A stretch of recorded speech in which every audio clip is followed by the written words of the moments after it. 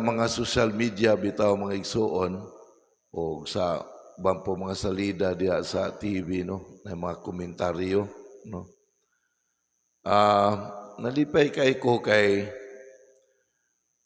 daghang kaayong mga writers karon nagbalik o mga commentators no, nagbalik sa Biblia, gabasa sa Biblia ba nga unsa ilang gibuhat, ilang gihimong salamin ba, mirror kaning mga panghitabo sa atong kalibutan karong panahon na nya mo na gitawag itong mga doomsday nga mga writers ba kay gipangitaan nila kani mga panghitabo nato karon dili ba kuno kani mga signs ba matimaan sa end times ingon niya na tingali nangita sila solution kay kung if you're in touch sa kalibutan karon nga atong gipuy-an mga igsuon na mo sa news international baling gubuta banday mo tagasang dapita daghang kay nasuros kalibutan gagira di magaling gagira garayot garali niya no nya other than that kuan kanini ong mga kalamidad pud ba may mga lugar nga luoy kayo, wala makaon mga tao, dagan kayo. Ya, napoy mga dapit nga grabe po kainit kaya nang liki na ng yuta. Anay kuan gyud matamnan. Ya diya po mga dapit nga nanubra po ilang tubig kay nilapaw na silang balay. Anton ron nanubra sa kadaghan. Now, kini mga igsuon kung ato nga tanawon kini mga panghitabo ngayon ani, mga timaan ni siya, usa sa mga timaan ni siya nga, ang kalibutan luwasunon, nga magsintro natong mga tao. Nga naman, una, kini mga kagubot, mga igsuon, muna siya buhing timaan, saksi yun na siya kaayo nga, di yun na to na malalis. Dili na to na magulo analyze takin sa mga hinungdan tanan. Usara hinungdan aning tanan. Wala na'y Diyos. Wala na'y Diyos. Kaya kung ang tanan, mutuo pa untag Diyos, mutuman pa untag kabubuton sa Diyos, na mo na ang ipadayag sa atong Ginoong Hesus, unsa may kabubuton sa Diyos, simple kayo, maghigugma ay ta. Na'y magubot ana, na'y magira ana. Wala yun. Sumunay timaan mga igsoon nga kinahanglan nga ang mga tao gud ay mubalik gyud tag Dios kung nangandoy tag tinuod nga kalinaw kasulbaran aning tanan. Now magisgot po taog climate change, gisikwa kay nagguba na si Mother Earth. Kisa may nakaguba ni Mother Earth ang mga karabaw, mga animals, di man kita mang mga tao. Katimaan ni nga naata sa kinabuhi sa sala, mga sayop nga pagtulunan sa atong mga pagpasagad. Oh, sige pamutol kahoy, di po mananom. Siya may tabo. Nakisa may sige kana pong manglabay basura, bisag asara, lain na ng manghipos. Kita mo karabaw, labay basura? Wala. Kita rin yung mga tao, mga igsuon. Nya, kani, naimuot kay ko bagay ganangita og mga signs, mga timaan. Pero ang gipangita nun, ang mga signs man sa doomsday, katapusan. Yan, kay bungan, kay kita mga Kristiyanos, wala gatanaw ta, pero wag kita kakita sa mga signs, timaan, nga ang kaluwasan nga atong gipangandoy, naabot na nato. Usara gikinanglan nga puy-an nato mo kooperata ni ining maong kaluwasan nga miabot nato mga igsuon. Kabalo mo ni abot na nato kaluwasan? Na timaan kayo. Asa man ta makakaplag sa mong timaan? Gahapong adlawa o karong adlawa. Kay kung mubalik ta sa Bible prophecy mga igsuon sa Old Testament, nagisgot man dito nga dunay duha ka timaan nga kung manghitabo na ning duha in kanang maugid the same moment mga igsuon kana gapasabot nga miabot na ang kaluwasan sa kalibutan. Unsa man kini nga timaan mga igsoon nga kaninduha nga mo abot na in the same moment. Nya gilagwayan ta niana no nga dunay duha ka babayi nga magsabak og anak lalaki. Nakana mga igsoon di man nakahibudngan nga mumabdos ng bayi, normal magina nila kay nga naman naaman sila ovary, dili ba? Pero kung si Dare, kailan mong Dare? Tindog Dare, aron mailan po ka, mumabdos ni siya, dili na normal, dili na natural. Ano? Kaya wala may ovary si Dare. Munagmudako ng tiyan ni Dare, dili na mabdos. Unsa man cancer na. Oo. Nakuha niyo mga igsoon? Pero kung bayi ang mumabdos, di ginakahibudngan. Pero what is amazing, unsay inuntang kahibudngan, ining duha ka babae nga maglalang, sumala pa, kay it is beyond human imagination sa atong brilliant mind. Kaya muna yung nga, sabtan na mato ni diha sa mata sa pagtuo.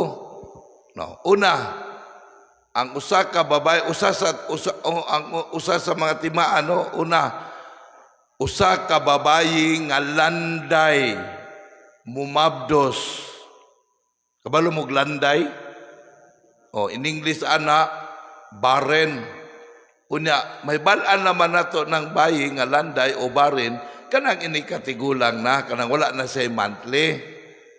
Pero kung batanon pa, di ba ka siya tigulang, basta na pa siya monthly, di pa ka makaingon nga barren na siya, landay. Nakuha ng mga igsoon? Naasa man nato ni nadunggan ang mautimaan. Muna katong pagbasa nato gahapong adlawa.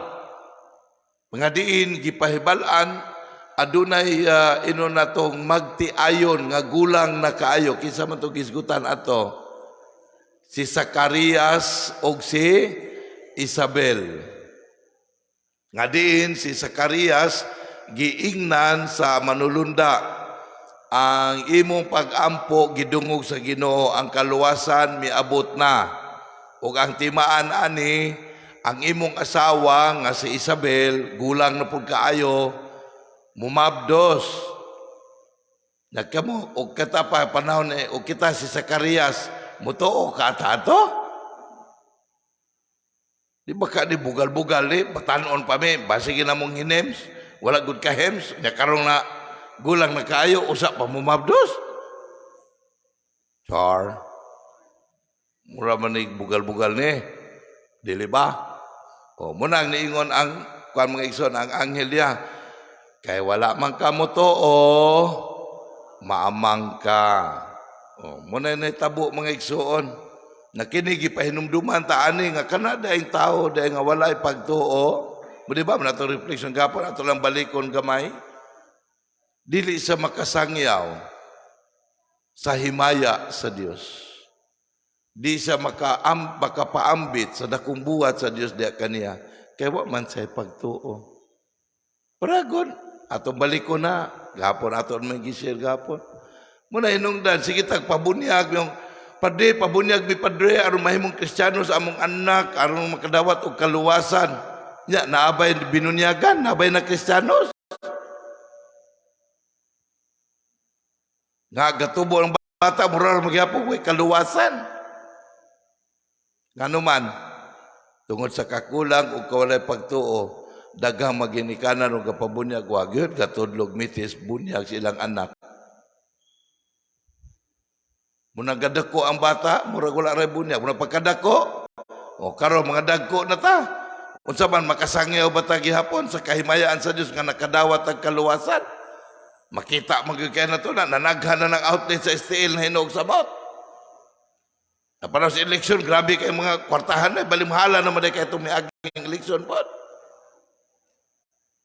Nya kabadlungan na ibataan ni. Alaman. Nya ang mga pagpamakak mo manhinoy dawaton nga insakto. Ang musultis tinuod mo naman no ingilad og kinaiya kay mga istriktong insultador. Nganuman tungod kay wala man o kulang sa pagtuon. Munang dili makasangyaw mga igsuon. Unya katong gahapon lawa dili to siya mao ang Mesiyas pa kay di ba gismo sa first reading kay wala pa man ang ikaduhang timaan. Unsa may ikaduhang timaan? Muni karon gipahinumduman ta. Babayi gihapon mumabdos, batan-on nga babayi ulay, ito pa virgin. Wala makorrupted, munang inosente, dili inosenteng tuplok, ha? Lain mo na inosenteng tuplok. Kana inosente magsuon, musulti mo ganas tinuod. Na karon kinsa man gisgutan ang inahan sa atong Ginoong Hesus nga si Maria. So ginan sa manulunda, Maria, paglipay kay gikahimutan ka sa Dios. Magmabdos ka sa lalang sa Espiritu Santo. Nya unsa may giingon ni Maria sa pagka-inosente, unsaon ako pagmabdos wa makuhilabti. Oh. Nang ginan sa manulunda, buhat man ni sa Ginoo. Oo.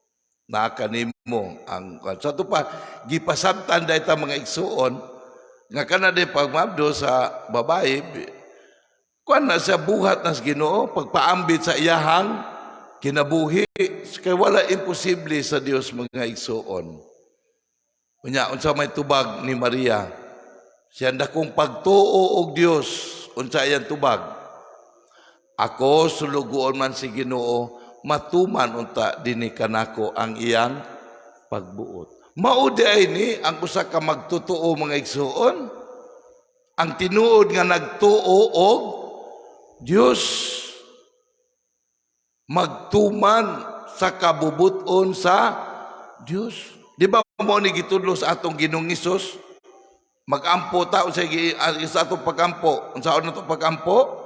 Matuman ang imong pagbuot dinhi sa yuta maingon sa langit. So di ta magkinabuhi sa atong kagustuhan.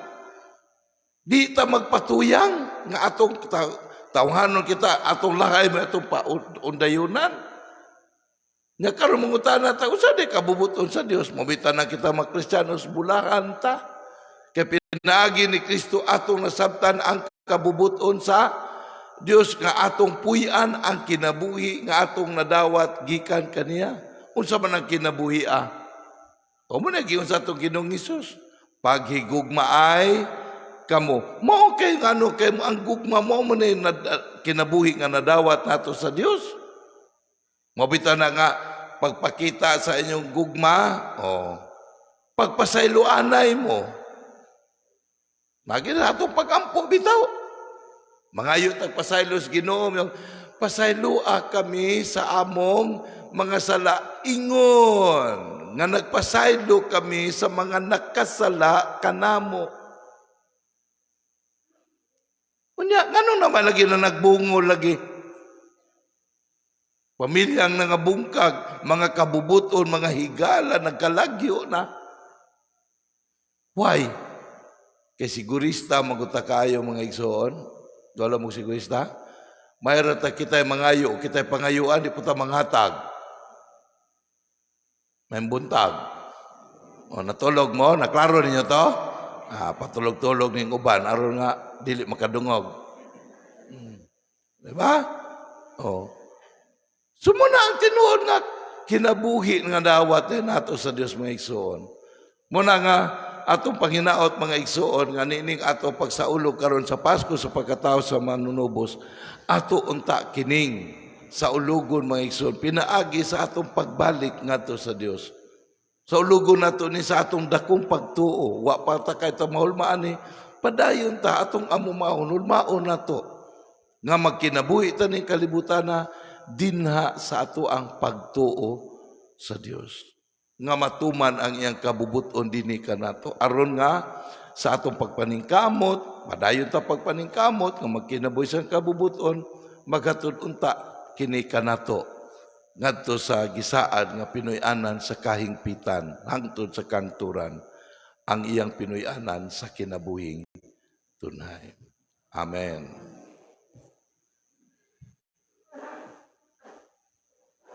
Palihog manindog.